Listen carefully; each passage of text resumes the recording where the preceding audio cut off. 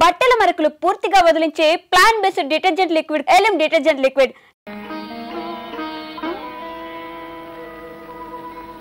దండాలమ్మగారు, చాలా రోజుల క్రితం అబ్బాయి గారు గుడికి వచ్చి వెళ్ళారండి. దేవుడితో ఎలిగెత్తి ఏదో చెప్పుకున్నారమ్మా. దేవుడు చాలా దయగలవాడమ్మా. బాబు క్షేమంగా ఉన్నారమ్మా. బాబు గుడికొచ్చాడా? నాన్న కృష్ణ, నువ్వు నాలాగే ఇంట్లో బాధపడటానికి వీల్లేక గుడికొచ్చి దేవుడితో మొరపెట్టుకున్నావా బాబు?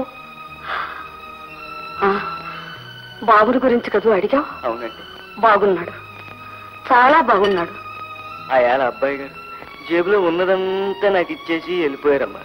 10 కాలాల పాటు బాబు చల్లగా ఉండాలి.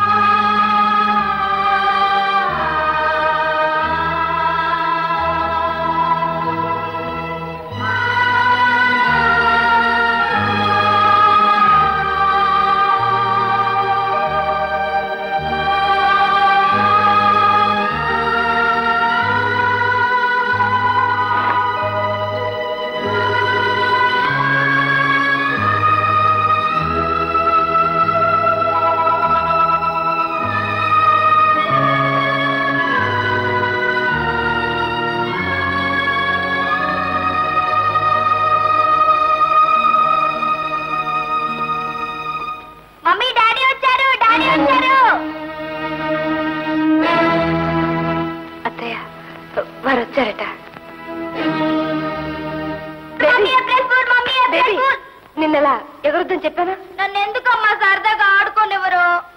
నాన్నగారు చెప్పారు కదమ్మా, వారి మాట వినొద్దు. నానమ్మా, నువ్వు కూడా ఏప్రిల్ పూలే. ఏప్రిల్ పూలైంది మేం కదే పిచ్చి తల్లి. మీ నాన్న బ్రతికున్నాడనే భ్రమలో పడేసి నిన్ను రోజు ఏప్రిల్ పూలు చేస్తున్నావమ్మా.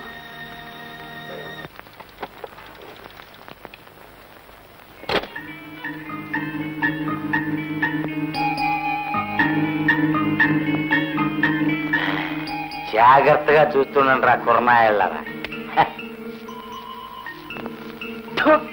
చూస్తావరా?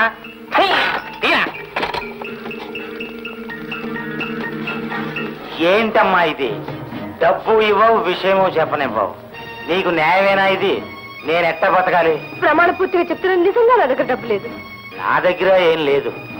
ఇంకోటి దగ్గర చెయ్యి దాపడం నాలాంటి పెద్ద మనిషికి అవమానం కదా. అందుకే సరాసరి నీ దగ్గరికి వచ్చాను. నీ దగ్గర ఏం లేదా? లేదు. అయితే తీసుకుంటా. కాళ్ళు లేనోడికి చెప్పులు, మొగుడు లేని దానికి మంగళసూత్రం ఎందుకు? ఇవాళకి సరిపెట్టుకుంటాను. అవును, ఇవాళ ఫినిషింగ్ టచ్ ఏమిద్దాం? ఇంతకంటే ఫినిషింగ్ టచ్ ఏంటి? వస్తా, గుర్రెట్టి నిద్రపో.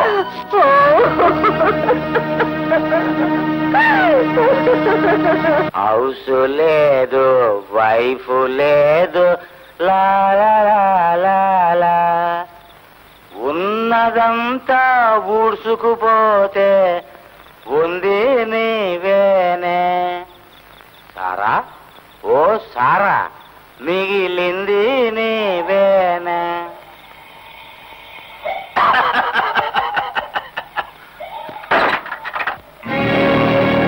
ఎవరమ్మా నువ్వు? భద్రమన్రా, నీ పాలిట భద్రకాళిని. అమ్మా, ఊరంతా ఉతికేశారు నన్ను. నువ్వెవరు తల్లి ఆరేయటానికి వచ్చావు? నేను కృష్ణమూర్తి తల్లినిరా. అమ్మా మీరా? నమస్కారం. మీ అబ్బాయి గారు కులాసానే ఉన్నారమ్మా. మిమ్మల్ని మరీ మరీ మరీ అడిగానని చెప్పమన్నారు. రండమ్మా, కూర్చో.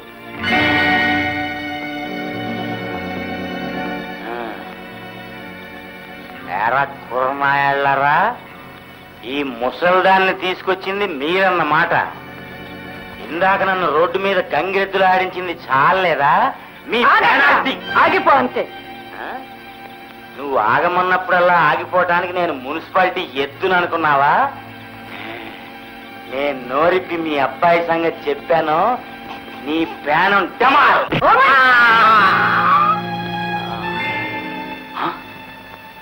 ముసలిది గట్టి దెబ్బే కొట్టింది. ఒరే, నా కొడుకు సంగతేగా నువ్వు చెప్పేది? నా కొడుకు చచ్చిపోయాడు. ఆ రహస్యం నాకు తెలుసు. ఆ సంగతి నాకు తెలిస్తే నేను చచ్చిపోతానని భయపెట్టి దేవత లాంటి నా కోడల్ని నానా హింసలో పెడతావురా చండలుడు. నా కోడల్లోనే కొడుకుని చూసుకుంటున్నాను రా. ఇంకొకసారి నువ్వు మా గడపలో అడుగు పెట్టావో జాగ్రత్త. అమ్మా అమ్మా అది చూడండి. వెళ్ళి తీసుకురండి రా.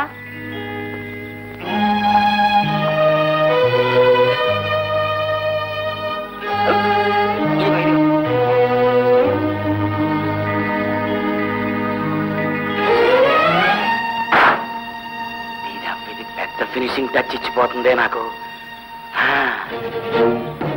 ముసిల్దానా, నువ్వు నాకేదో ఫినిషింగ్ టచ్ ఇచ్చాననుకుంటున్నావేమో. కాదు, ఇప్పుడు నేనిస్తున్నానే ఫినిషింగ్ టచ్. కాసుకో. నీ కొడుకు చచ్చిపోయిన సంగతి నీకు తెలుసు, కానీ నువ్వు మొండిదానివి కాబట్టి ఈ సంగతి తెలుసున్నా బతికున్నావు. నీ మనవరాలు, అదే నీ బంగారు తల్లి, నీ అంత మొండిది కాదు కదా. పైపెచ్చి ఆ పిల్ల గుండె జబ్బు. అంచేత నేను అడిగినప్పుడల్లా అడిగినంత డబ్బు ఇవ్వకపోయావో నీ కొడుకు చచ్చిన సంగతి నీ మనవరాలికి చెప్పేస్తా. ఆగక్కడ, ఆగిపో అంతే. నీ ఫోర్స్ ఇందాకే అర్థమైంది కదే, అందుకే తలుపు గడియేసి మరీ మాట్లాడుతున్నా. మమ్మల్ని ఎందుకురా ఇలా పీడిస్తావు? యమధర్మరాజు మా అన్నగారు. చచ్చిపోయాక ఆయన పీడిస్తాడు, బతికుండగా నేను పీడిస్తాను. అర్థమైందా? ఇక్కడ కూర్చోం బాబు. అమ్మా మీరా? కూర్చోండి. కూర్చోటానికి రాలేదు బాబు, మా బేబీకి ఆపరేషన్ చెయ్యాలి. ఇప్పటికిప్పుడు ఆపరేషన్ అంటే ఎలాగమ్మా? ఎలా అయినా సరే ఆపరేషన్ చేసి దాన్ని బ్రతికించు బాబు. గట్టిగా నవ్వకూడదు, బావురుమని ఏడవకూడదు. నవ్వకాయ ఏడవకాయ ఎందుకు ఆ బ్రతుకు? బండరాయి వచ్చి మీద పడ్డా సరే మా బేబీకి ఏమీ కాకూడదు. అప్పుడు కానీ మా బ్రతుకు మేము బ్రతకలేం. అమ్మా మీరేదో చాలా ఇబ్బందుల్లోనే ఉన్నాం బాబా. నీకు తెలియందే ఉంది. మా బేబీకి ఆపరేషన్ కావాలి, వెంటనే చెయ్యాలి. తెల్లారేసరికి నీ బిడ్డకి ఆపరేషన్ జరిగిపోద్ది. ఆ తర్వాత నీ అత్త మురుగెట్టి నువ్వు బ్యాన్ నీళ్ళెట్టి కొట్టి నన్ను బయటికి గెంటేస్తాను. నాకు ఇదే చివరి ఛాన్స్. రాత్రి 10 గంటల లోపు నువ్వు మా ఇంటికి వచ్చి నాకు 10,000 ఇచ్చావా మా ఊరు వెళ్ళిపోతా. లేదు, నీ మొగుడు చచ్చిన సంగతి నీ బిడ్డకి చెప్పేస్తా. తెల్లారాక నీ బిడ్డను తీసుకెళ్లాల్సింది ఆసుపత్రికి కాదు, ఈ వల్లకాట. ఇదే నా ఫినిషింగ్ టచ్. వస్తా.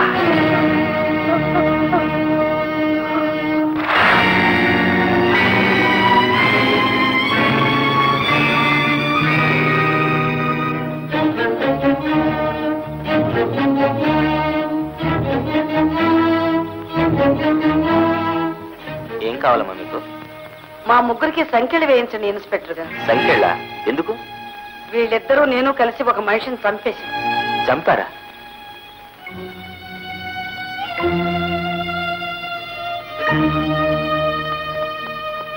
మీ ముగ్గురు కలిసి చంపారా? అవునండి, ఈ మురిగెట్టు కొట్టి మరీ చంపేశాం. శవాన్ని పోస్ట్ మార్టం పంపించాలి. Yes sir. వాడు మాకు చెయ్యకూడని అన్యాయం చేశాడు. అందుకే మేము ముగ్గురం కలిసి వాడి తల పగలగొట్టి చంపేశాం. అత్తయ్య, ఏమిటిది? యువర్ ఆనర్, ముద్దాయి తరఫున ఈ కేసు వాదించడానికి నాకు అనుమతి ఇవ్వాల్సిందిగా కోరుతున్నాను. Yes proceed. Thank you your honour.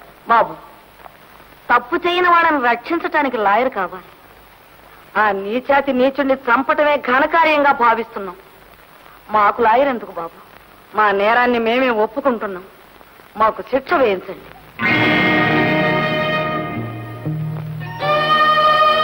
ఇది బేబీ.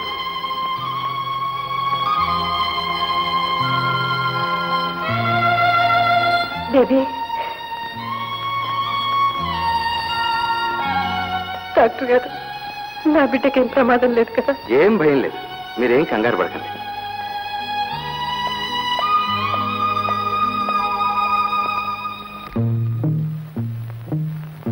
భద్రమ్మ గారు, ఆమె అనుచరులు రాముడు భీముడుల వాన్మూలముల విన్నపిమట వారే హత్య చేశారనేందుకు తగినన్ని ఆధారాలు కనిపిస్తున్నాయి. కాబట్టి ఆ ముగ్గురికి ఇండియన్ పీనల్ కోడ్ సెక్షన్ 302 ప్రకారం ఈ హత్య వాళ్ళు చేయలేదు. ఎవరమ్మా మీరు? నా పేరు శ్రీలక్ష్మి. ఈ హత్య గురించి నాకు తెలిసిన నిజాలు కోర్టు వారికి తెలియజేయడానికి వచ్చాను. మీరు చెప్పదలిచింది ఏదైనా ఉంటే ఆ విట్నెస్ బాక్స్ లోకి వెళ్ళి చెప్పండి.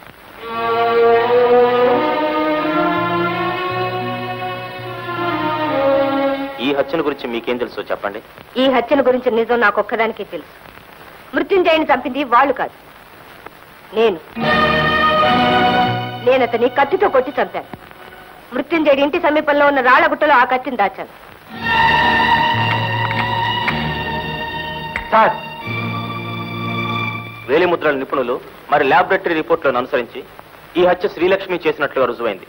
అందువల్ల భద్రమ్మ గారు ఆమె అనుచరులైన రాముడు భీముళ్లను నిర్దోషులుగా భావించి కోర్టు వారు బేషరతుగా విడుదల చేస్తున్నారు.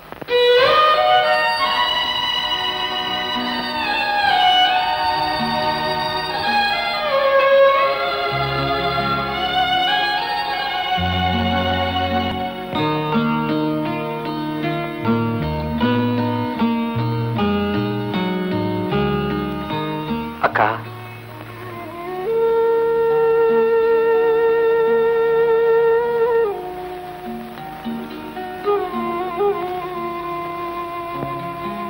అసలు ఏం జరిగిందక్క?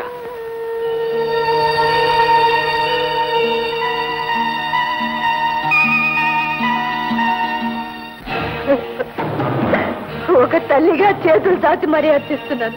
నా పసిబిడ్డ ప్రాణాల మీద ఒట్టేసి చెప్తున్నాను. 2 రోజులు గడివేము. నిన్ను మోసం చేయాలని కాదు, డబ్బు దొరక్క. గుంటి సాకులు నువ్వును. నాకు డబ్బిచ్చావా? ఇప్పుడు డబ్బిచ్చావా? సరే, లేదు చిన్నగా ఆసుపత్రికి వెళ్ళిపోతా. నీ మొగుడు చచ్చాడని నీ బిడ్డకి చెప్పాక దాని ప్రాణం నీ కాలు పట్టుకుంటాను. నా బిడ్డ ప్రాణాలు తీయొద్దు, నా బిడ్డ ప్రాణాలు తీయొద్దు.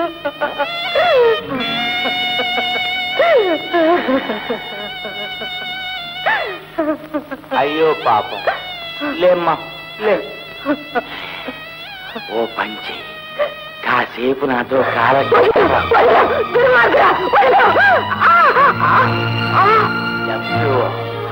ఇంకేమీ కూడా ఇవ్వవు. లాభం లేదు. ఇప్పుడే హాస్పిటల్కి వెళ్ళిపోయి నీ కూతురు ప్రాణాలకి ఫినిషింగ్ టచ్ ఇచ్చేస్తా.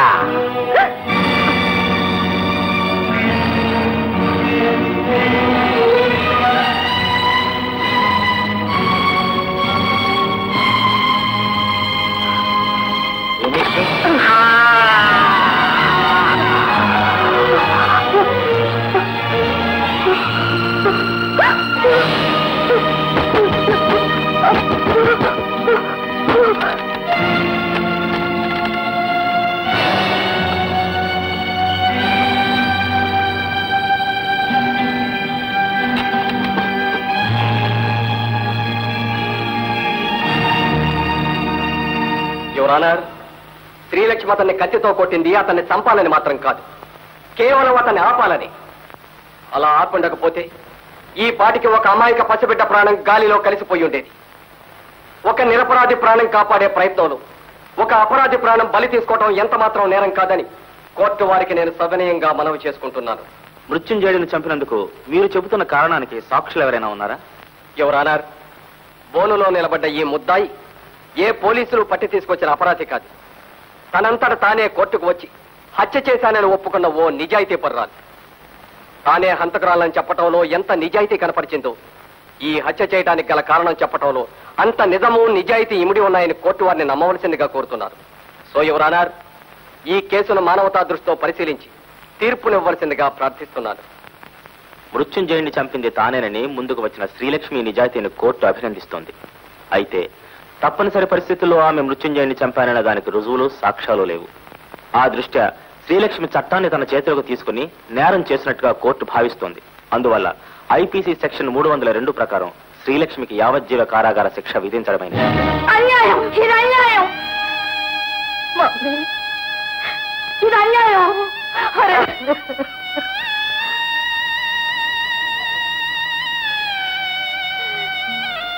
అమ్మ లక్ష్మి,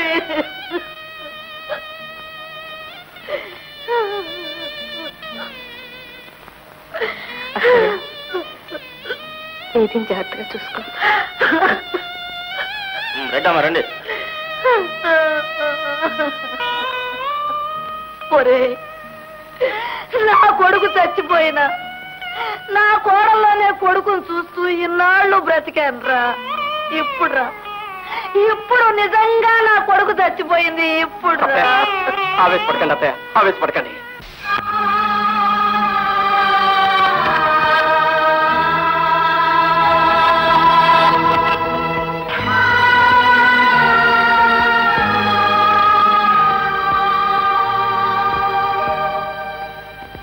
మీకోసం ఎవరు వచ్చారమ్మా, రండి.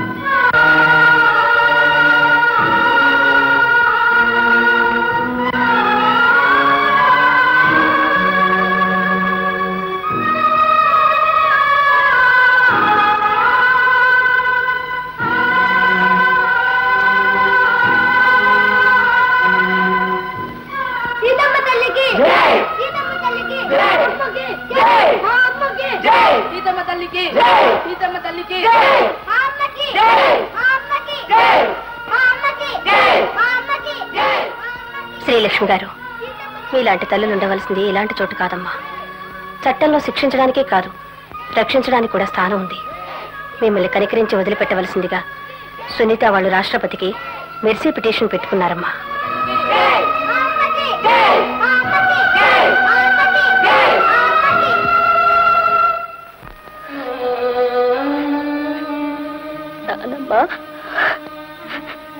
ఇండియా ప్రెసిడెంట్ కూడా అమ్మ ఉంటుంది కదా. అందరూ అమ్మ కన్నా బిడ్డలే కదమ్మా. నువ్వెందుకు అడిగావో నాకు తెలుసమ్మా. మా అమ్మ ఏ తప్పు చేయలేదు కదా. కన్న తల్లి అంటే ఏమిటో తెలిసిన పేషెంట్ దయ తెలిసి మా అమ్మను విడిచిపెట్టడా అని అడుగుదామని కదమ్మా. అవును,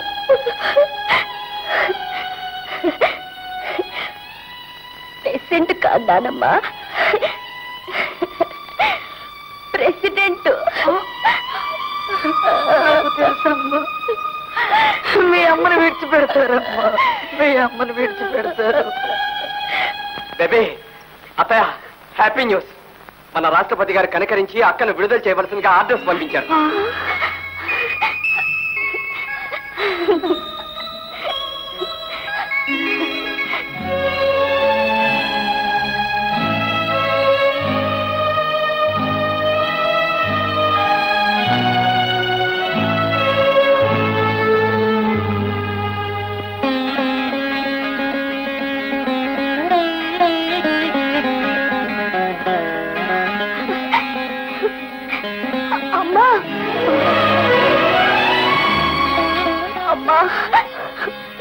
బేబీ,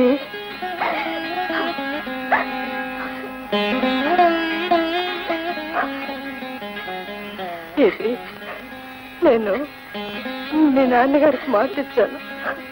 అందుకనే నాన్నమ్మ నాకంతా చెప్పింది. చూడు,